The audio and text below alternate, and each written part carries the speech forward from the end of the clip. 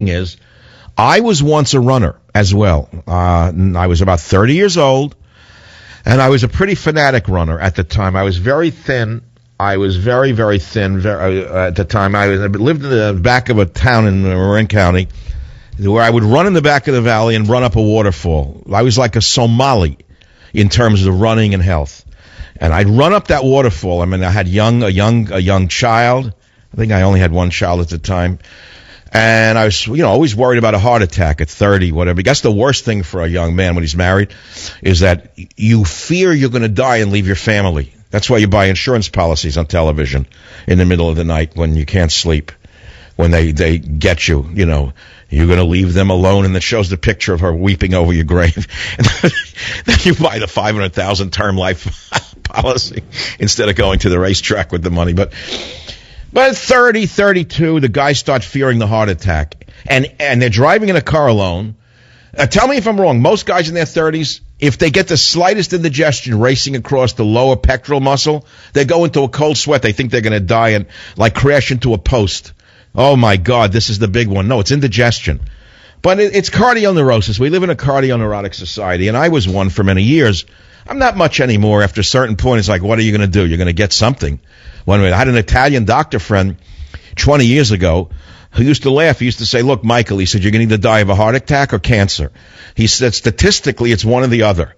He said, I take the former rather than the latter. So it was one of those.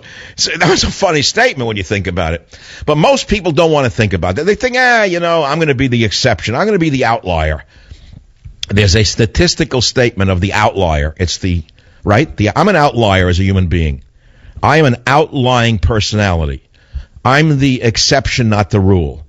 And the fact of the matter is, some of you are outliers, and maybe you'll be lucky enough to live like you used to believe. You had a great-grandfather. Oh, he lived to 99, and he ate, what did he eat? He ate steak and potatoes every day and drank 2 glasses of scotch. We all heard those stories. Yes, they are outliers. They're exceptional. They have what's known as superb protoplasm and great genes. But most of us don't. We're in the norm. And those of us who are subpar with regard to our genetic inheritance, as I am, in the fact that Dad went to heaven at 56, Grandpa at 49, and I used to hang on. Finally, I met a relative who knew the old ones in the old country. So I said, oh, well, God, my father died young. My grandfather died young when he came over here. So I'll get to a relative who knows what went on in the old country. I bet they lived to 95 or 100. So I finally met a relative who knew the actual great-grandfather. He died at 45 in the old country.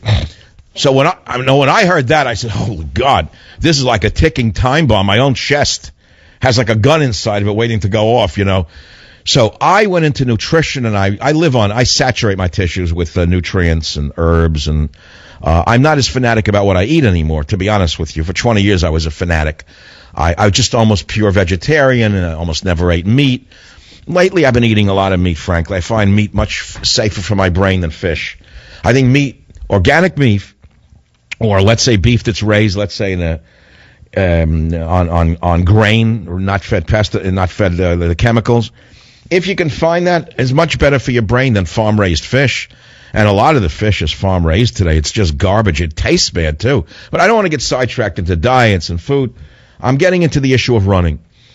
So I was running up that waterfall. See, this is the test of a really good mind, is to start a story, go off track for about 4 minutes, and then remember where you went off track and come back to it. So as I was saying, young man, I used to run up that waterfall when I was 30 to stave off the heart attack.